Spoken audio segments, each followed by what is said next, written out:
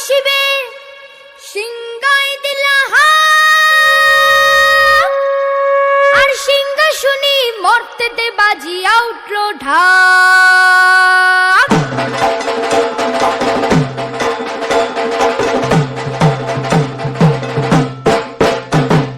বলদে চড়ি আসিবে সিংহায় দিলা হাত আর সিংহাসনে মর্তেতে বাজিয়া উঠল ঢাক।